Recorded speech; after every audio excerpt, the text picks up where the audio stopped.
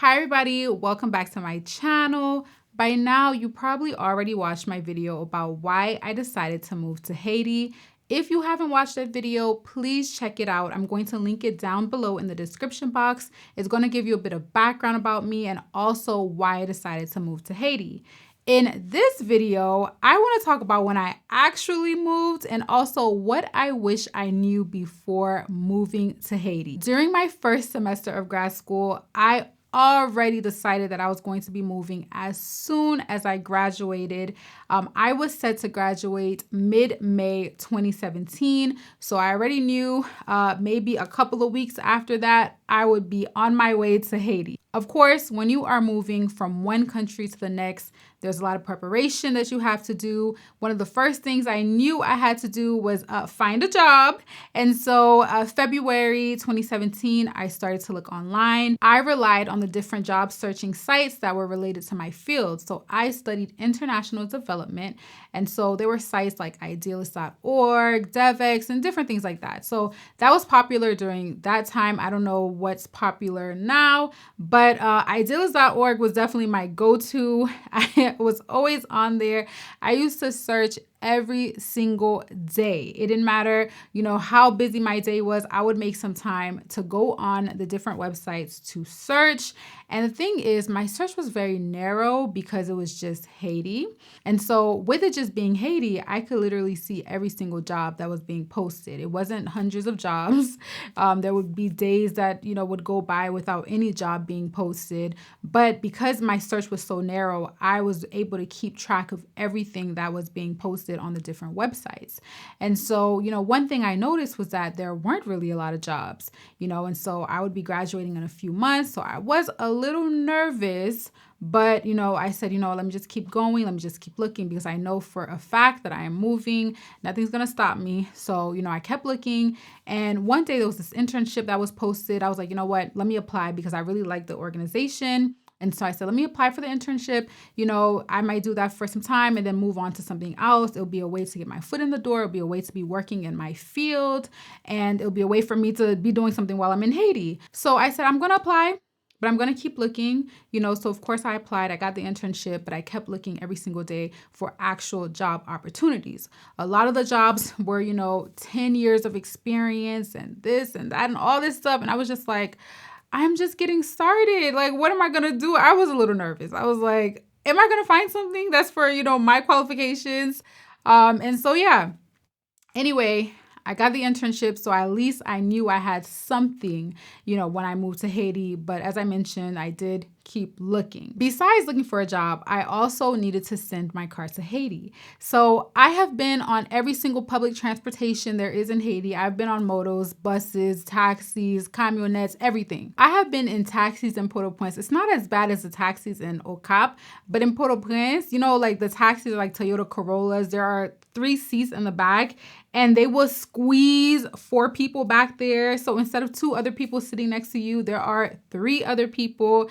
And I've just said, I don't want to deal with any of that. It's different from when, you're visiting somewhere. You could do certain things because you just know, it's not going to be your everyday life. But when you are actually moving somewhere and you need to get groceries, you need to, get things for your apartment, you need to go get your ID, you need to go and do different things every single day. I just knew that I wanted to be as comfortable as possible. I did not want to be, walking everywhere and just going through any of that. So I said, I have to have a car in Haiti. The only issue is that, my car was a very small car that was low to the ground. So it wouldn't be suitable for these roads, even though you're going to see those type of cars like taxis, Toyotas, as I mentioned, but they don't go everywhere. Like the taxis that you see in Ocap, they're like in the Ocap area. The taxis you see in Port-au-Prince, they're in the Port-au-Prince area. They're not zipping through the whole, country, with their little small car. I just knew that I needed to have a SUV or a car that was more suitable for the roads here. Thankfully, my parents helped me out with that. My dad and I searched for used cars. He actually went to go and see the car. He bought the car for me Big shout out to my dad and my mom. She paid for me to ship it to Haiti and also to get my car out of customs. So big shout out to both of my parents because they helped me out with my car. That's how I was able to drive as soon as I got to Haiti. Also, my cousin, he was sending cars to Haiti very frequently at that time. He would send them from Maryland and, ship them down to Haiti from Miami. And so he had all of the information. There were two different companies. The first one would take the car from Maryland to Miami, and then another company would ship it from Miami to Haiti. And so he had all that information. It was very quick and easy. It wasn't too expensive, actually. And so, so he gave me all the information. I was able to use that info to do the whole process. There are different ports in different cities, and Port-au-Prince is the port to avoid. Even if you need the car in Port-au-Prince, because I needed it in Port-au-Prince, I did not send it to Port-au-Prince. I sent my car to Gonaïves instead. I'm actually very familiar with Gonaïves. My mom's family home is in Gonaïves. I've spent a lot of time there. And so I was just like, you know what, let me send it to Gonaïves. I feel like it'll go better that way. And so, I sent it to Gonaïves instead of Port-au-Prince. So of course, there are other things that I had to do besides finding a job and sending my car to Haiti. I also needed to find an apartment. And the whole apartment search thing from the States was a fail. Now I know how to find apartments easier. And that is why when y'all message me about finding an apartment, I send as much information as possible because I know how hard it is. I know how much of a struggle and a fail it is when you don't have the correct information. And I definitely went through that. So whenever people message me, I take the time to send as much information as possible. I know y'all be surprised because I literally go to the different pages and I'll send the profiles to y'all. I do the most, and that's just because of my experience, and I wouldn't want anyone to go through that. And I know you might not have a lot of help because you can't just simply Google a lot of things in Haiti. This is not really a place where you can just Google it and find all the information. So I did reach out to a few people to get information on apartment hunting. But the thing is, a lot of people that I know, they live in like their family home. In Haiti, in our culture in general, people don't really leave their family's house until they get married. So a lot of people I know, they just lived in their family's house. They were never, apartment hunting. And if, they left their hometown and came to Port-au-Prince, they might live with like a cousin or, if their parents don't live in Port-au-Prince, of course. So it was really hard to find someone who had experience with apartment hunting. The people that did live on their own, they use like a referral, or like when you're going through certain neighborhoods, there's like something posted with a phone number, and you contact them if you're looking for a house, and they can just show you some different properties in the area. And the thing is, you need an actual real estate agent for anything in Haiti related to housing, not just buying a house or selling a house. You need them to actually just rent an apartment, and you have to give them 1 month's rent. It's definitely different from what I was used to in the States because I've never had to pay someone who helped me find an apartment a whole month's rent. Usually when you see an apartment building, you can just call the management company, and they give you all the information and you go through them. But it's actually rare to find an apartment complex here that has a management office where you can just go to them for everything. You actually need a real estate agent, and they do the work for you, and they find the apartments, they take you on tours, and you pay them a month's rent. Or if it's really expensive, some of them, like if the rent is above $1,000 per month, $1,000 per month, then they might ask you for half instead. It depends on the real estate agent. But it was just a whole different situation from what I imagined. And I couldn't really find anyone to help me find what I was looking for because I definitely wanted to live on my own. The whole situation was a fail, but I wasn't too worried because I said, you know what, somehow, some way I'm going to find something once I get there. So of course, when you are moving, you have to get rid of things because you cannot pack up all your things and take it to a whole another country. I wanted to get rid as much as possible. I sold a lot of my furniture. I also put a lot of things in my car. So back in the day, I don't know if they still do this now. Everything I'm telling you is from 2017, but you could definitely pack your car with your belongings, but they just couldn't be, past the window. So I had to put everything down like on the floor in boxes. So make sure everything's in a box and seal sealed so nothing gets stolen, but that's not a guarantee. So I had to put everything kind of like very low in the car. I put things like, on the floor, on the seats, in the back only, not in the front, in the back. I also put things in the trunk. So I had an SUV, so, there are windows so you can see. So I had to put everything kind of flat down there. And so, I was able to send some things that I really wanted, like my sewing machine, my printer, clothes and shoes that I knew that I wasn't going to be wearing in the next few weeks. So basically, I ended up selling a lot of my furniture and belongings that I didn't really want anymore. I put things in my car to ship to Haiti. And then I had 3 suitcases packed. So it was time to move. And I still didn't have a job. I just had the internship. But I told myself, if I say, let me just work in the DMV area. So I was in school in Washington, D.C., and a lot of organizations in my field, development organizations, they have their headquarters in Washington, D.C. There are also organizations in Maryland and Northern Virginia, so the whole DMV area. So if I stayed in that area and I said, okay, let me just work for a year or two until I find something in Haiti, or not even a year or two, a few months until I find something in Haiti, then I could just pretty much end up not ever moving. If I said, let me wait and then move, 5 years could go by, 10 years could go by, 15, 20, and I never moved. So I said, I'm going to take the risk. I'm not recommending that you do this. Okay. This is what I decided to do. I took the risk to move to Haiti with just an internship. I didn't know how hard it was going to be, but I told myself, rather than wait until I find something, let me just take this risk. I'm so passionate about this. Let me just do it and it will work out. So the day finally came to move. I ended up moving to Haiti on June 1st, 2017. And the first step was to go and get my car. I did not have an apartment, by the way. Things were being planned, but everything fell through. So I did not have an apartment.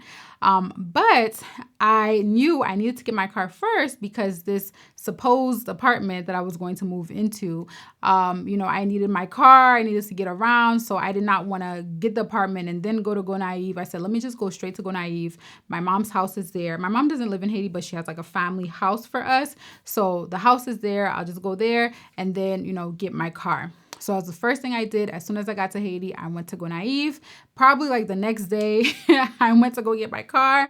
And people were thinking like, oh, you have to have connections to get a good price because, they might tell you this and that, and they might just up the price on you. So my husband actually went into customs with me and they told us that we could go straight into the director's office. I did not expect that, but we did. I was listening to everybody who was in front of me, just trying to see, how much they were paying for their cars. I was listening to the year and all that is what they were saying to the director. And so it was my turn to go and I just told him my story. I know he didn't have a lot of time, so I gave him the condensed version. When I told him that I left the US and moved to Haiti, he was in shock. Like he stopped and looked at me like, you did what? I was like, yeah, and I explained to him my story and he was like, wow, you are very brave to do this. And he congratulated me. He gave me a huge discount because I just finished school. He knows I didn't have any coins.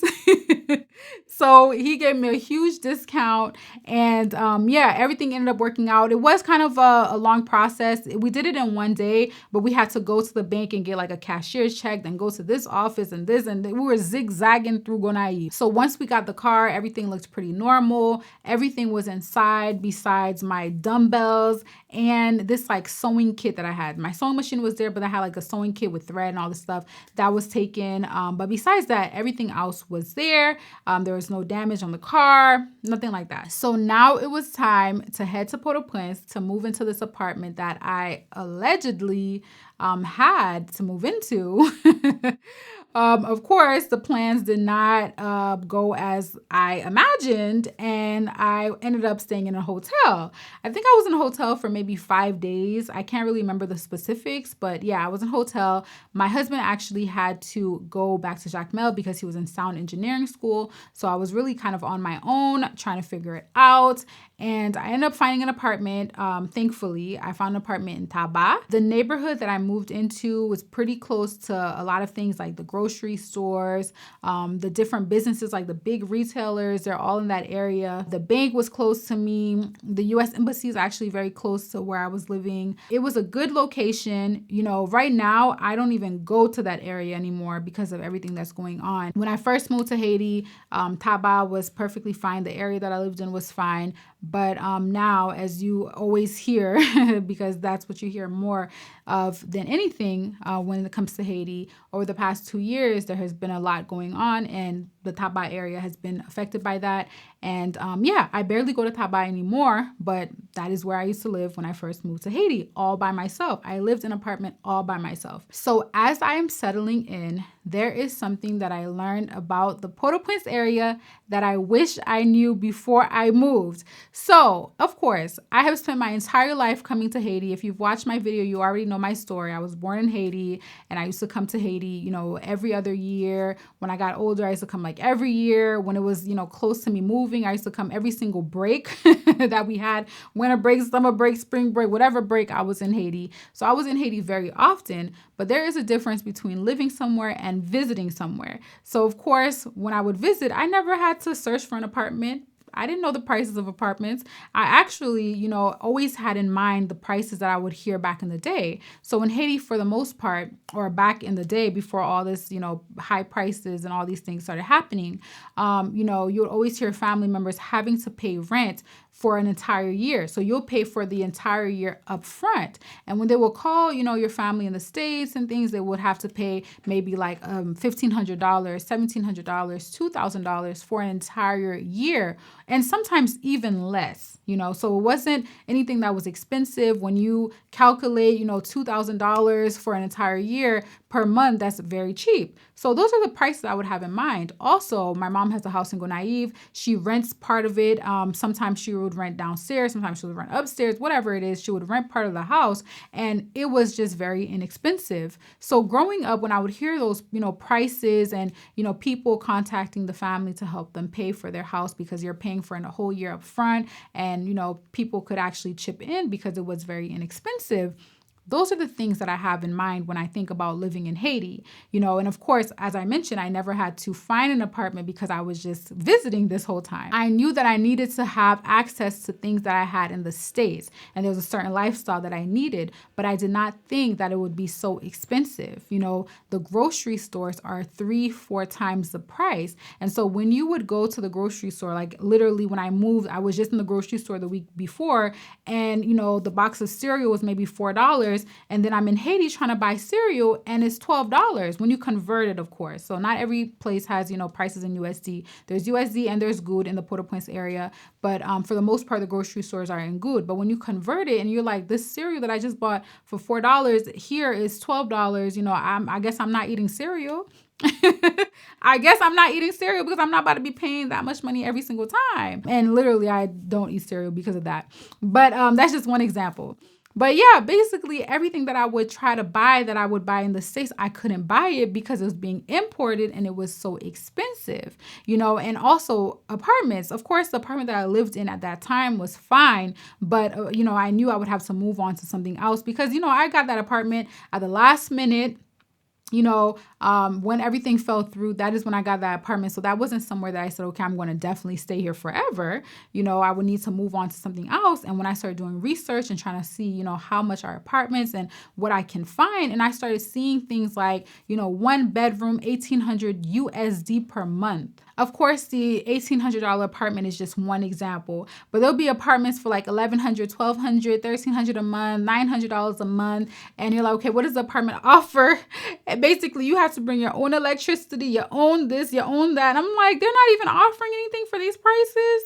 Of course there's Idiash electricity, but in Haiti, if you want to have 24-hour electricity, you have to have your own system where you have, an inverter, solar panels, batteries, a generator, whatever. You have to have like your own system to make sure that you have electricity 24/7. And so some apartments do offer it. I've lived in an apartment that was $1,000 a month and they had electricity. I did not have to have my own batteries or anything like that. They had everything set up. They provided, water. I didn't have to buy water. and stuff like that. So, it depends on the apartment, but there were so many apartments that were far more expensive than I imagined, and also apartments that didn't really offer too much for a really high price, or they'll be in a neighborhood that you don't really see why it would be that, expensive, because, I understand if you're in a neighborhood where it is close to a lot of restaurants, or it's, something that's like being added to the neighborhood where you can see why you're paying so much money. There were a lot of situations where there was really nothing going on in the neighborhood for it to be so expensive. It was really hard to settle in because of that, because everything I needed to buy was very expensive. I needed to buy furniture for my apartment, and when I went to the different furniture stores, it was 2-3 times the price. So just imagine when you go to the furniture store in the States, however much you're seeing everything, the couches, the beds, and everything else, and then in Haiti, because it's being imported, 2-3 times the price. At one point, I started asking the different real estate agents, I'm like, why is it so expensive to rent in Haiti? Like, why is this so expensive? And they explained to me pretty much the same thing. They all said that after the earthquake, there are a lot of organizations that came to work in Haiti, a lot of nonprofits, and they were willing to pay any price for these apartments. And of course, there weren't as many options because of the earthquake. And so they were paying, any price for these apartments, and the prices at that time went up and never came down. I definitely wish I knew that it was so expensive, because I would have been better prepared for the struggle. I would have been better prepared for the struggle. But thankfully, I was able to find my first job. I did search for months. It did take me a few months to find a job. But once I did, I was at least, going in the right direction. It wasn't exactly what I wanted. It wasn't exactly, the best pay for how expensive things are. But it did work out at the end, because once I, got that job, I went on and got the job that I'm in now. And even though the Port-au-Prince area is going through struggles right now, people are still moving here. I remember speaking to someone when I first started my channel about moving, and I gave, straight up, this is not the area that I would move to at this time. I would probably move somewhere else, but I think they had a job, lined up in this area. And so they ended up moving anyway. There are people continuously moving to Haiti. There are people interested in moving to Haiti. And that is why I am starting this series. So this is just the first video, but the next video is going to be about specific topics. The first one is definitely going to be on apartment hunting, because that is the question that I get the most. So I'm just basing it off of questions that I've gotten since I've started,